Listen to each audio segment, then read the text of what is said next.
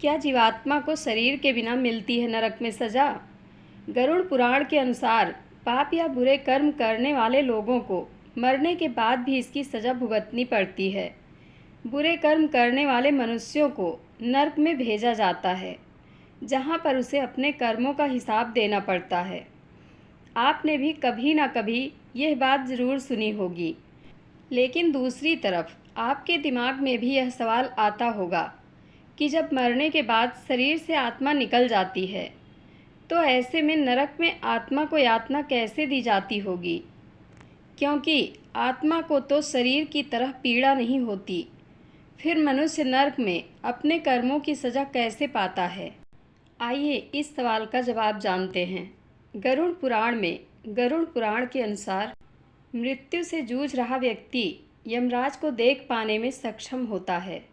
मृत्यु के समय उस व्यक्ति की सोचने समझने की क्षमता कम होने लगती है, लेकिन उसे स्पष्ट रूप से यमराज दिखाई देने लगते हैं।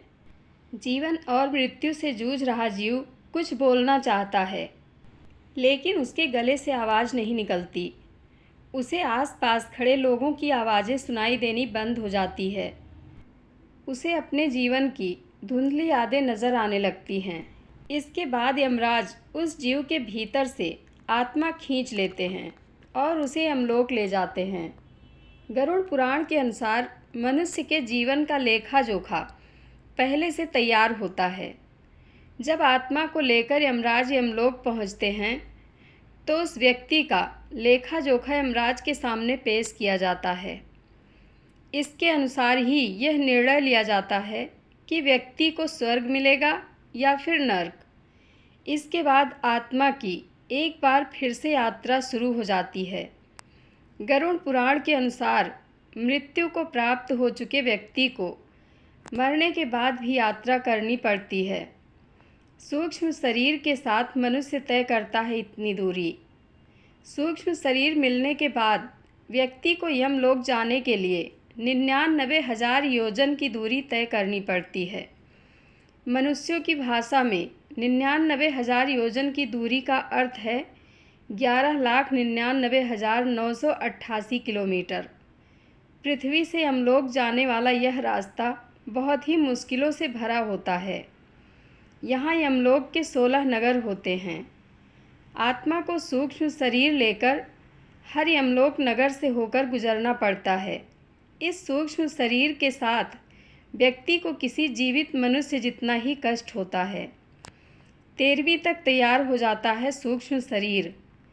मरने के 24 घंटे बाद किसी जीव की आत्मा फिर से पृथ्वी पर लौटती है।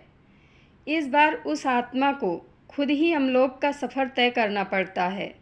हिंदू धर्म के अनुसार जब कोई व्यक्ति मर जाता है, तो उसकी आत्मा की शांति के लिए और मुक्ति दिलाने के लिए 13 दिनों तक कर्मकांड किए जाते हैं।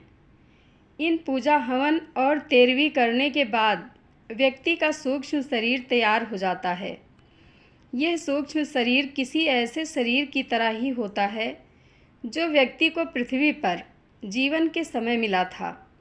इसके बाद 13वें दिन सूक्ष्म शरीर के साथ आत्मा की यमलोक की यात्रा शुरू हो जाती है। इस सूक्ष्म शरीर के साथ आत्मा पैदल चलकर यमलोक पहुंचती है। इस सूक्ष्म शरीर को दी जाती है सज़ा।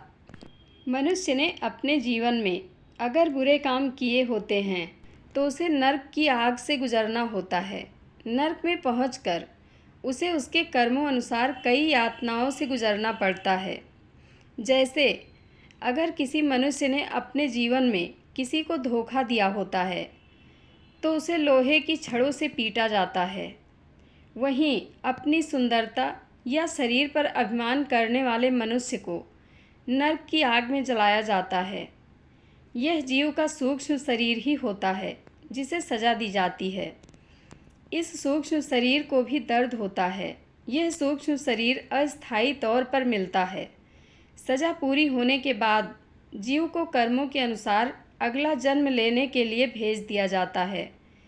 वहीं अगर किसी मनुष्य के कर्म अच्छे हैं, तो उसे स्वर्ग में भेजकर हर सुख सुविधाएं दी जाती हैं। जय माता दी। आप लोगों को यह जानकारी कैसी लगती है, कमेंट बॉक्स में अपनी राय अवश्य दें। धन्यवाद।